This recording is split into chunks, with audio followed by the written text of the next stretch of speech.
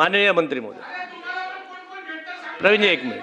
अध्यक्ष महोदय, प्रवीणजी एक मिनिट. माननीय मंत्री. अध्यक्ष महोदय, आदरणीय दानवे साहेब एक मिनिट. विरोधी पक्षनेते होते, सन्मान्य सदस्य आहेत.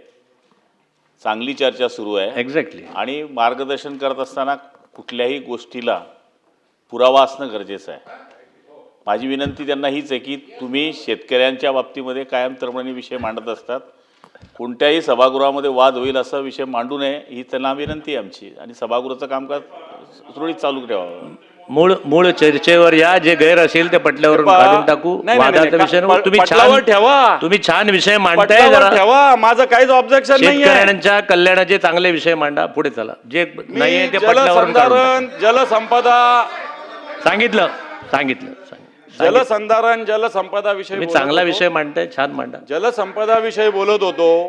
काही प्रोजेक्ट सभापती महोदय सिंचनाचे त्या सचिवांना बोलायला गेलं तर मला त्या व्यक्तीचं नाव सांगितलं गेलं. आपण शेतकऱ्यांच्या नाही, विषयावर ऐकून घ्या ना. बोलतोय. माझं पण ऐकून घ्या ना तुम्ही. बोलतो. बरं, मला त्या व्यक्तीचं, चला नाव नाही घेत त्या व्यक्तीचं, मला त्यांनी सांगितलं की या व्यक्तीला फोन करा मग होईल.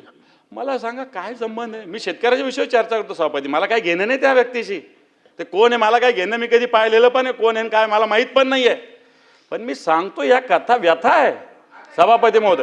तुमच्या याच्यामध्ये लिहिलेलं आहे ना जलसंधारण, तर जलसंधारणमध्ये काय चाललं सांगणं माझं काम आहे. मी विरोधी पक्षाचा सदस्य आहे, माझं काम आहे हे सांगणं. आणि यांच्यात पण काय दम आहे यांनी सांगावं बाहेर येऊन. मी पण सांगतो, माझ्या मोबाईल मध्ये रेकॉर्डिंग आहे, पण मी दाखवेल. मग दानवे साहेब मूळ पदावर. दानवे साहेब मूळ. मला त्या विषयावर जायचं नाही. मी शेतकऱ्यांच्या विषयावर बोलतोय सभापती महोदय. मी ज्या याच्यामध्ये प्रस्तावामध्ये सत्ताधारी पक्षांनी जलसंधारण, जलसंपदा विषय मांडलेला आहे त्याची स्थिती मी मांडली की आजच्या घडीला 7,000 गावामध्ये टँकर चालू आहे. आपण गाळ काढायची योजना जाहीर केली. जलयुक्त शिवार योजना पहिला टप्पा, दुसरा टप्पा जाहीर केला. मग 7,000 गावामध्ये टँकर चालू आहे. हा मी मुद्दा मांडलेला आहे सभापती महोदय. आणि म्हणून मला असं वाटतं या सगळ्या विषयामध्ये शेतकऱ्यांच्या विषयाकडं कोणीही लक्ष द्यायला तयार नाही. मोठे मोठे गुत्तेदार हे खातं चालवतात. प्रत्यक्षात शेतकऱ्याला जलसंपदा, जलसंधारणाचा कोणताही सभापती महोदय फार होत नाही. महाडीबीटी प्रणालीविषयी सुद्धा या प्रस्तावात बोललेले आहे सत्ताधारी पक्षाचे. मी म्हणेल खूप मंडळींना बोलायचं आहे. थोडं छान मला बोलताय वेळ तुम्ही. द्यावा लागेल. पण नाही असं तुम्हाला पण बोलायचं आहे. तुम्हाला वेळ द्यावा म्हणून सांगतो. नाही, मी त्यांना अडवत नाही बाई. त्यांना अडवत नाहीये मी. नाही बोलत बाई. सभापती महोदय, ठिबक सिंचनसाठी, तुषार सिंचनसाठी महाडीबीटीचा प्रयोग केला जातो. एवढ्या प्रलंबित याद्या आहे आत्ताच्या घडीला. शेतकऱ्याचं अनुदान प्रलंबित आहे, प्रतीक्षा यादी मोठी आहे.